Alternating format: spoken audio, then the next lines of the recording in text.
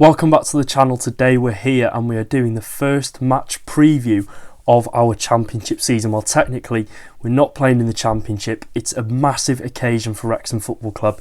It's the first time under Ryan Reynolds, under Rob McElhenney, under Phil Parkinson that Wrexham will face off against a Premier League team in the FA Cup. Tomorrow it's the blockbuster fixture between Wrexham Football Club and Nottingham Forest. European champions many years ago, Brian Clough as the manager, multiple successful seasons in the top flight of English football and in Europe. It's a massive one under the floodlights, and today I'm going to be bringing you everything you need to know about what is to come in this fixture from both sets of sides. Before we get going in today's video, if you're looking for the best Wrexham AFC content, it's coming your way on the channel. Make sure to get down there and click the red subscribe button. We're on the road to 29,000 subscribers.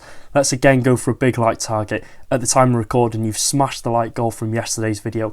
Let's go for 500 likes on today's video, and if you'd like to support the channel further, it'd be the first link in the description. Without further ado, enough of the promo, let's get looking first on our opponents. So Nottingham Forest, we're going to be talking about them first now. In my opinion, if I was sat here 12 months ago in this seat talking about Wrexham playing against Nottingham Forest, I would be fearing them so much more. Under Nuno Espirito Santo, they were top of the Premier League at times. They were pushing for the Champions League football this time last year, but nonetheless, it's going to be a really big test at the Racecourse Ground. And in my opinion, I like to watch the Premier League, Sky Sports a lot. You look at Nottingham Forest on the outside, they're a team that are massively underachieving given, the money they've spent, the players they've recruited, the finish they had last year so strongly in the Premier League, 7th in the Prem, qualifying for the Europa Conference League at the time, which was then obviously up to the Europa League after Crystal Palace's multi-club ownership. But you look at the squad that they've assembled, not only in this summer transfer window, but they've assembled over the past 18 months or so over the transfer windows with Nuno and Sean Dyche. They should be achieving a lot more in the Premier League, and you would not have expected them to go from 7th to 17th and relegation candidates in the Premier League. But again, like I said, we're playing a Premier League team, no matter how good they are. I would be saying this if we were playing Wolves.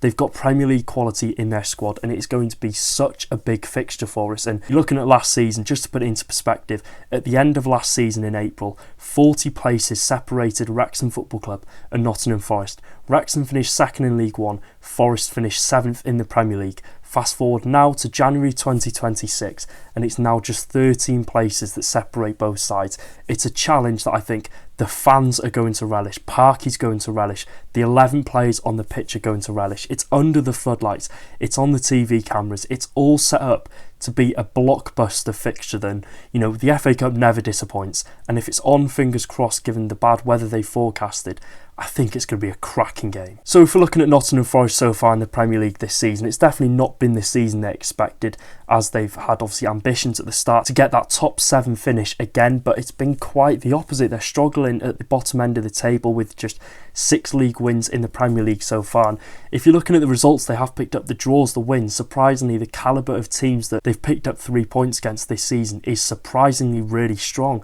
They went to Anfield, they beat Liverpool 3-0, they beat Spurs, they beat Brentford. If you're looking at the Europa League, they've beat FC Porto, they've beat Malmo, they've beat Utrecht away. So they've got some decent wins to their name, but unfortunately for Forest so far, inconsistency is the main thing that's holding them back from securing that safety, which they should be safe before the season's even kicked off. Given the transfer window they had, given them qualifying for Europe, they wouldn't have expected this, but here they are in this situation. They're fighting for relegation, which again could raise the question, team selection, which we'll get talking about in a minute. So how will Nottingham Forest set up for this fixture? Now, of course, earlier on in this season, they sacked Nuno Espirito Santo. I think it was like 3 or 4 games into the season. They appointed Ange Postecoglou, which was an absolute disaster for him. They've had 3 managers so far. They've brought Sean Dyche in, and since coming in, Dyche has really adopted that 4-2-3-1 formation, which he's used across most clubs he's been at, which means defensively, Wrexham are going to have to be very, very strong. Okay, Dyche doesn't play this attacking liquid football where, it's constant attacking press. He often plays that low to mid block. They like hitting on the counter, which I think might change against the Championship side. They might fancy themselves a bit more going forward, with their attacking players, which they do have quality and abundance on the wings in that central attacking midfield role, and more importantly in that striker role. But like I said, even if they do rotate, they're going to have 4 really good quality attacking players who are going to be offering a constant threat going forward, which means Wrexham's 3 flat centre halves are going to have their work cut out and are going to have to be on their A game if we want to progress to the fourth round and cause a cup set. Like I said, although Nottingham Forest have been poor of late, I think they've only picked up 2 wins out of their last 5. They're slowly sort of getting those points they need to secure survival, which again for them will be good, but in Wrexham's sense, they've hit a really poor run of form recently, and we should be fancying ourselves to at least, maybe cause an upset in this. But looking on Nottingham Forest side of things, they'll be coming into the game fancying their chances being the Premier League side, so we can expect no minutes on the ball, we can expect not even a second on the ball. Their press will be good, the midfield will be full of running. Dyche loves his teams to play with intensity, and I think we're going to see exactly that from every single player throughout the pitch. Maybe not the centre halves, but you're looking at the wingers, the fullbacks, the central midfielders. They're going to be honest like a rash, so we're going to have no time on the ball, and like I said, we need to be on our A game at all times. I think defensively is the main positive that Forest can take out of the season so far. I think they've been really strong defensively this season. They only seem to lose the games by fine margins, 2-1, 1-0, and even if they've picked up points, it'll be 1-0 or 0-0. So I think having the 2 defenders and keeping hold of Murillo and Milenkovic over the summer was a brilliant bit of business, and I do think one of those 2, maybe both of them, might start given the absences and injuries to the Nottingham Forest defensive line. So if they are both to start, then I think if it's going to be Kiefer Moore up front, if it's going to be Sam Smith up front, they need support. I cannot stress this enough. They're going to need support because Wrexham are going to still want to play those long balls. And if we don't have the support coming off of Kiefer Moore, Sam Smith, it's going to be a lonely old game for them up front. So we need Broadhead, we need Windass to be straight on it. If those knockdowns are coming there, we need them to be there. We need them to be supporting that lone striker at all times, because like I said, it could get lonely when you've got 2 absolute beasts at the back, and that's what I've got in my notes here. That's one thing that they do have in their repertoire. 2 absolutely brilliant centre-backs. I think as well the attacking players coming into the side for Sean Dyche are going to want to make a statement. Whether he'll rotate heavily or not, I do think he'll make at least 2 changes out of the 4 players in that forward line. So they'll be wanting to make a statement to Sean Dyche. We know the transitions that Forest do have from defence to attack. They like to hit teams on the counter-attack, so they'll be wanting those transitions often, wanting to get on the ball as much as possible and take their chances when they get it. So again, the wingers I think are going to be the main players for Nottingham Forest. I watched their win over West Ham the other day. The wingers mostly had the ball. They loved to cut inside, get that cross into the box. I think their crossing was really poor. But again, against the Wrexham team, it'll be players like maybe Amari Hutchinson, McAtee, who are just going to want to press and press and press until they get that opening, until they get that goal on the score sheet. If we are looking as well at Sean Dyche, if we're looking at him as he's come in as a manager, successful passes in the opposition half per 90 minutes. Pre-Sean Dyche, it was 224.9.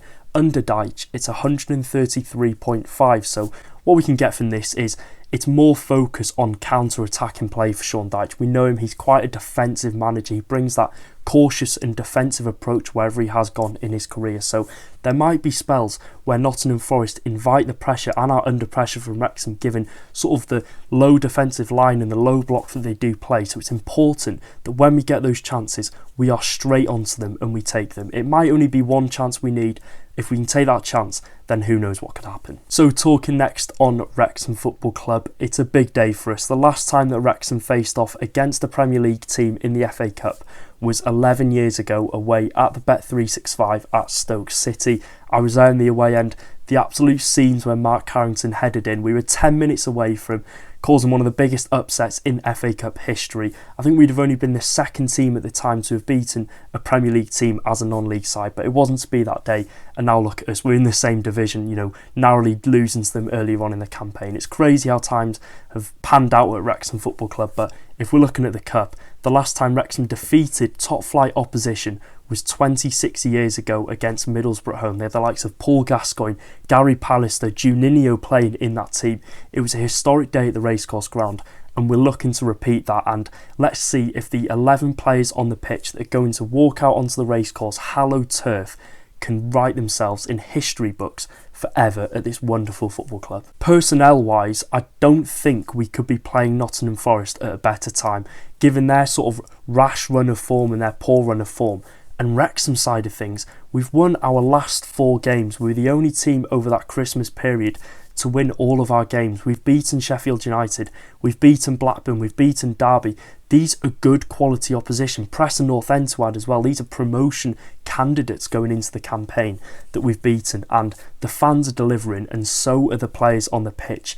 everyone out there is going to be hungry to cause, you could say, an upset, but now it doesn't even seem an upset because we're doing so well in the Championship, and you're looking at Forest in the Premier League. To us, it would still be one of the biggest moments in this club's history if we are to beat a Premier League team, but there's no better time to do it than now, because the momentum in the Wrexham camp, the confidence, the belief to go out there and get a win in this game is going to be sky high. In terms of Wrexham's lineup, I'm not entirely sure what Phil Parkinson will opt for.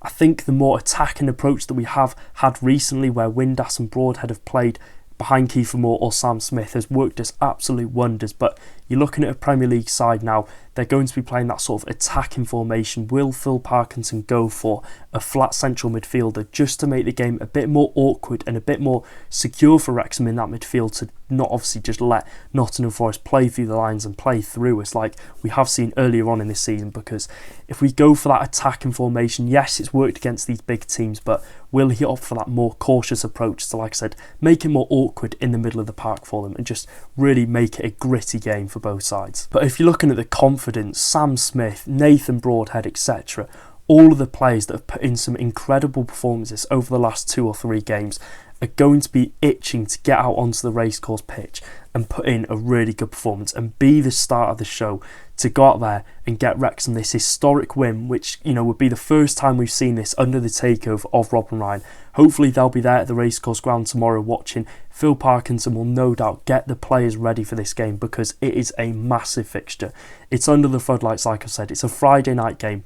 It's the opportunity to progress to the 4th round and really make a statement and make a name for ourselves by beating a Premier League opposition, and just show to the rest of the EFL fans, the Premier League fans, that Wrexham really do mean business. And like I said previously, with Nottingham Forest playing sort of that counter-attacking play, there's a possibility that Wrexham's chances do come few and far in this game, because it's Premier League opposition. They've got quality all over the pitch. If they set up right and if they have done their homework on us, then I hate to say it, but they should beat us on paper, because the quality, the value of their squad is so high. They're winning games in Europe. It would be a massive win for Wrexham, but like I said, the chances are going to come few and far for us. But if we can just get that one opening, if we can put the ball in the back of the net once, it could be a brilliant night for the city of Wrexham. If you like football or not, everyone will hear about this if Wrexham Football Club do beat Nottingham Forest, a historical football club who are well regarded and well renowned for being, you know, the European champions, the European Cup winners. Brian Clough, the glory days at Nottingham Forest. Gary Mills, our ex-manager, was part of that squad. It would be a really fantastic night for us, and I can imagine the racecourse would be electric if we do get the win. So let me know your thoughts in the comment section down below. Do you think Wrexham can beat Nottingham Forest for the first time under Phil Parkinson, under Rob and Ryan? Do you think we can beat Premier League opposition? It would be a brilliant occasion if we could. And could we give Mr. Marinakis a big humbling at the Racecourse Ground? If he's going to be there, then it would be brilliant to beat him in front of him. But let me know your thoughts in the comment section down below. If you do get the score prediction right, I'll give you a big round of applause, because I really do not know what's going to happen. Until next time, take care, guys. This time in 24 hours, we'll be preparing to leave my house to the Racecourse Ground. It's going to be a big occasion. I cannot wait for it. Make sure you're watching on your telly. I think the viewing figures for this game is going to be sky high, through the roof, so make sure you're free. Make sure to get it on your TV, because it looks as if this game is not going to disappoint. Till then, take care, guys. Up the Championship Reds.